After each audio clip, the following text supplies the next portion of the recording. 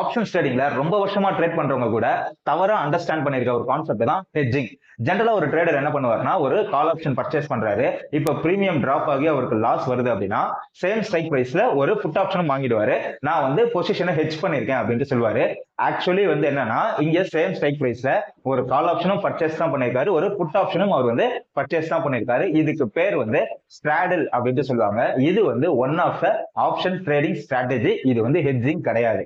அப்ப ஹெட்ஜிங் அப்படின்னா உண்மையிலே என்னன்னா, இப்போ ஒரு கம்பெனியோட ஸ்டாக்ல ஒருத்தர் வந்து ஒரு 1000 குவான்டிட்டி வந்து பை பண்ணிருக்காரு.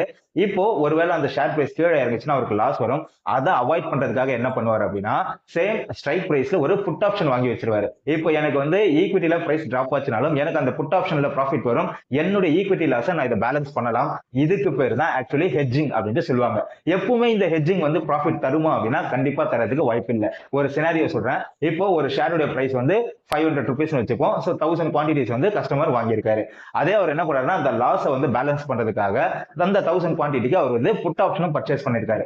இப்போ அந்த மந்த் எண்ட்ல எக்ஸ்பைரி டே அன்னைக்கு ஸ்டாக்கோடைய பிரைஸ் பாத்தீங்கன்னா அதே 500லயே வந்து க்ளோஸ் ஆயிடுச்சு அப்படின்னா, அவர் வாங்கியிருந்த புட் ஆப்ஷன் அவருக்கு ஜீரோ ஆயிடும். ஸோ அந்த புட் ஆப்ஷன்ல அவர் இன்வெஸ்ட் பண்ணிருந்த மொத்த அமௌண்ட்டுமே வந்து லாஸ் ஆயிடும். ஸோ இதனால வந்து என்னன்னா, எல்லா நேரத்திலும் ஹெட்ஜிங் வந்து நமக்கு வந்து ப்ராஃபிட்டபிளா இருக்கும், அது வந்து நமக்கு ப்ராஃபிட்ஸ் கொடுக்கும் அப்படின்றது வந்து சாத்தியமே கிடையாது.